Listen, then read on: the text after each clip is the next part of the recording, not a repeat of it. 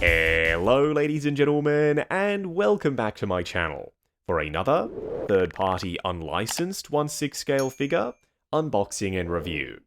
Today, we're taking a look at the SooSoo toys Mr. Ice, aka Arnie's Mr. Freeze, based off his appearance in Batman and Robin.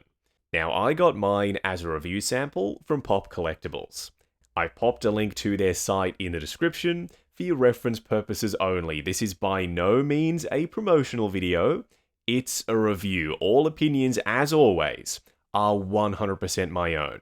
If you're heading down to the description, why not hit that subscribe, bell notification icon, and join button, so you're notified as soon as a brand new SooSoo Toys figure review goes live on the channel. For those of you wondering why we're so zoomed out, this is the reason. When you order SooSoo Toys Mr. Ice, you also get his ice chair, in lieu of a display base. We'll talk about that a little bit later.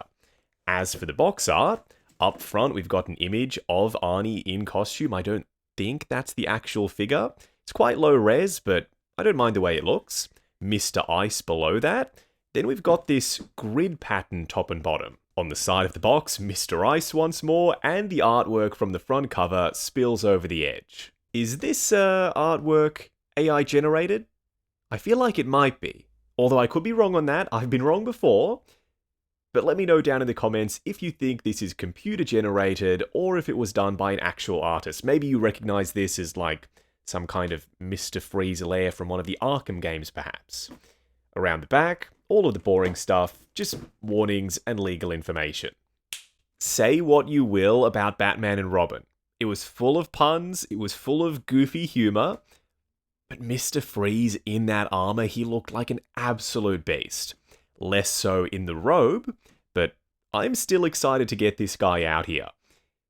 What's with these companies though and hiding their best artwork inside the box on the slipcover? I much prefer this image as compared to what was printed on the outside of the box. First in-hand impressions for SooSoo Toys Mr. Ice. So far so good. He looks pretty cool. I'm so sorry. What we're going to do now is get all of his accessories laid out in the light box and take a closer look at everything he comes with. Normally we'd be starting off with the display base first. Like I alluded to just a second ago, he doesn't come with a base. Instead, they've given us a massive translucent plastic sofa. This is meant to look as though it's made of ice, and the effect is quite convincing. There's this craggly texture sculpted in on the inside of it, and it's been hit with some metallic silver, so when light passes through, it bounces back off that silver paint, and it gives it a little bit more depth and life. Am I ever going to display him on this chair? I don't know. I like the look of it.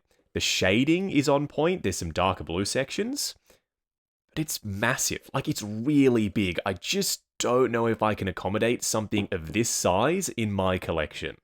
Prior to this figure being announced, if you'd have told me that we were going to get a Mr. Freeze from them, I just would have assumed he was going to be in his armor because the robe doesn't get a ton of screen time. It wasn't even on my radar for a 1/6 scale version. It's not the wrong choice per se, it's just an interesting one. In terms of handheld accessories, we get a cigar. I like the way they've sculpted the edges, the raised bits, to make it look like something has been rolled around the outside of it. And a sculpted plastic diamond. This is not a real gemstone, unfortunately. Maybe that's why they gave us the huge 1/6 scale ice chair, because in terms of accessories, it is slim pickings. The chair being as sizable as it is, makes the overall set feel more value-packed and substantial. Lastly, some of the most detailed hands I've seen from them. Not just the paint applications, but the sculpt work with the skin texture, the wrinkling on the knuckles, the vein work, and then we get that speckling of silver on the surface.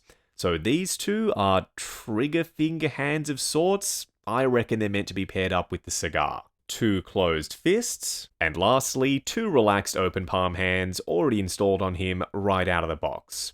What we're going to do now is get Mr. Freeze himself out here.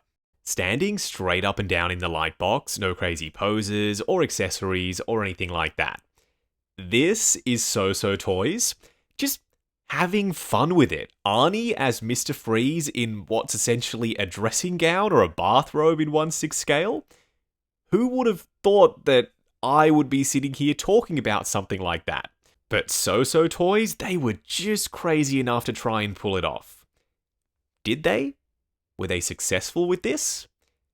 Yeah, I reckon they were. The proportions, the way he fills out that dressing gown looks spot on to me. The outfit is very accurate as far as I can tell. I have looked at some reference. I didn't watch the movie again, but I looked at some pics online. And the head sculpt is unquestionably the star of the show, even from a distance. I wouldn't be surprised if you were impressed already. Up close and personal, kicking things off with Mr. Freeze's head sculpt. Let's be honest, they had a real uphill battle on their hands with this piece, because it's not the outfit that most of us wanted for Freeze in 1/6 scale. However, I'm so happy I gave it a chance, because this sculpt is perfect. Like, I can see right there, you cannot tell me that that does not look like Arnie. The likeness is bang on, and it's their most detailed sculpt ever. We've got skin texture, super fine skin texture sculpted in, some vein work on his temple right there, frown lines, wrinkling. Then we get to the paint applications. He's got a bluish skin tone, quite vibrant blue lips, and some speckling of metallic silver over the top to give him that shiny, icy look. They went with a single piece sculpt all the way down underneath the cravat. I believe that was the right call, because now from the side he looks so much more realistic without a seam under his chin. You can see that, yeah? The really crispy skin texture detail on the head sculpt. It's tactile, you can feel that on his bald head, and it's not completely smooth and round. We've got a little bit of an indentation up top. But that right there is my favorite detail on the entire sculpt. It's a little thing. It might not even factor in for you. But seeing skin tone poking through behind his ears, it makes it look like the makeup artist who applied the blue face paint on Arnie didn't quite get 100% coverage, and that's why we can see a little bit of skin tone underneath the blue paint. His cravat is made of this heavily textured metallic silver material. There's some green and black speckles on it, the gemstone is glued in place, and it's wide enough at the bottom under the robe so that it's not going to move around on its own, but it is adjustable. You can pull it down to expose his Adam's apple if you want to, and you can move it left and right. Let's talk about proportions, because this is a custom body for Arnie. It has to be. It's massive, and it's really heavy. His torso isn't padded, it's just genuinely bulky. His biceps are huge. You can even feel some vein work through the robe, and the shoulders are nice and broad. There's some trap definition. I believe that's because of the folded collar, not so much the body underneath. You'd think the thickness of the outfit and the bulkiness of the body would prevent his arms going completely flush down by his sides. Not a problem. They don't go all the way down. There's a little bit of a gap. You can manage that. You can grab the arm, push it up at the shoulder, pull it in, and then it'll sit a lot closer to his body. This front double-breasted collar section with the stitched-in lines, it's made of this shiny metallic silver material, but it's darker than the material they've used for the cravat, so there's a bit of contrast at play. And it's held in place with a proper die-cast press stud. No Hot Toys level plastic ones, this is not going to break on you. They've used that same darker silver material for his belt, the pocket flaps, and the cuffs for his sleeves, which do sit over the base of his hands and cover up the wrist pegs. Even when you fully bend his elbows, those wrist pegs simply aren't visible. I didn't even have to adjust that. It just slid over the top of the hand, easy as. The robe itself is full fabric. You shouldn't have any issues when it comes to posing. It's made of this almost velour feeling material. It's soft and supple.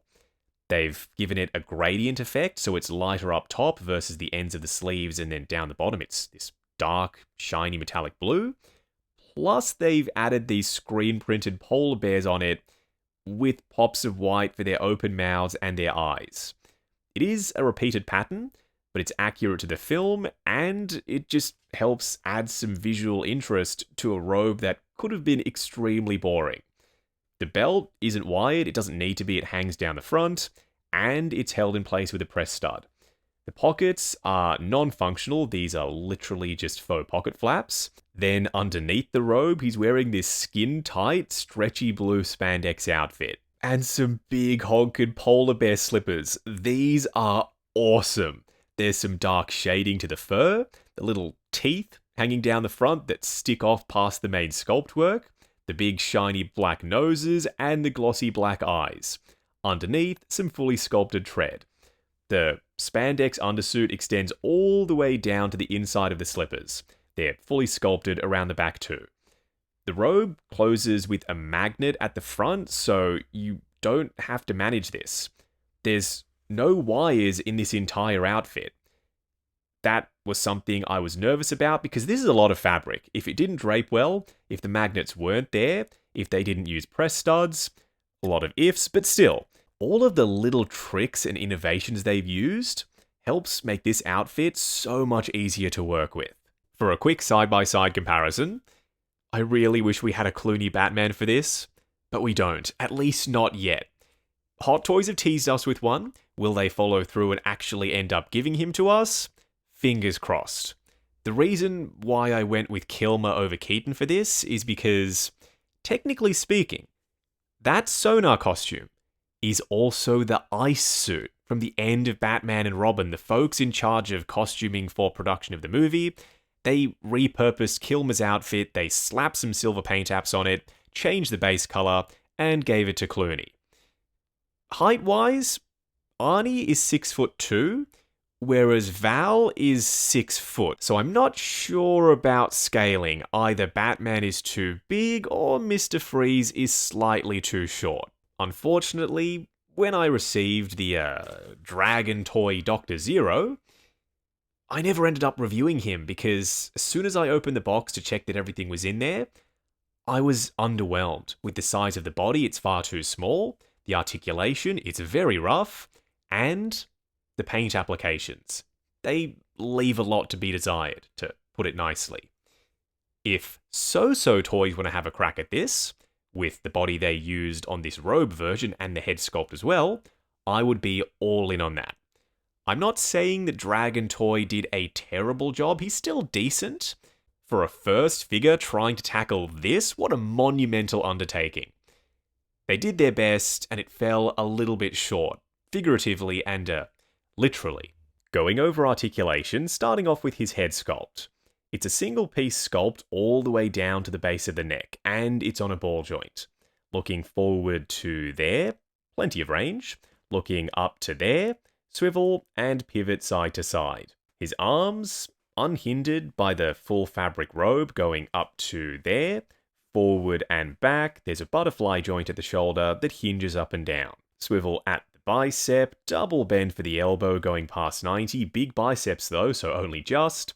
Then for the wrist peg, it's a hinge and swivel. His torso doesn't really want to crunch forward, maybe a bit, going back more than forward, swivel and pivot side to side. His legs, moving the robe out of the way, will go forward to there, going out to there, swivel at the upper thigh, double bend at the knee on ratchets, going past 90. Then a double ball peg for the ankles, and the polar bear slippers are low cut enough so that they don't get in the way at all for range of motion. Forward and back, all the way forward actually, swivel and tons of ankle tilt. It takes a certain kind of well-established company to want to tackle something like this. Something so goofy, so silly, so out there, so fun, that it just might work. I've seen quite a few people picking this up, and I didn't think it would sell at all. But the reason why folks are getting this, I believe, is because of the strength of the head sculpt, and the solid proportions, and the well-tailored outfit. From top to bottom, everything has been well considered, everything is sharp as a pin. This has ended up being some of their best work to date, and it's Mr. Freeze in a dressing gown, for crying out loud. The ice chair was a nice touch because now you can have him in his element, just chilling. I can't believe I keep doing that, but he can be sitting there holding the diamond and the cigar. I will try my best to find room for that bloody chair, but it's a big monstrosity of a thing. At the end of this, is Mr. Freeze worth getting? That depends on you. If you like the sculpt, and you're okay with the outfit not being his iconic armor, go for it. But if you want that armor, I think that someone, whether it's an official company like Hot Toys, or an unlicensed one like SooSoo Toys, will end up making it. The Dragon Toy one works for now, but the quality of this piece, even just in a robe, outshines what they gave us. I'm really happy I gave this a chance because if I didn't, I would have missed out on one of my new favourite DC Schumacherverse figures. Now, if you're heading down to the description, I've popped a link to Pop Collectibles in there. For your reference purposes only, this is by no means a promotional video. This is a review. All opinions have been 100% my own. While you're down there, why not hit that subscribe, bell notification icon, and join button if you like the sound of seeing your name in the end credits of my reviews. Like, comment, and subscribe, and I'll catch you in the next video.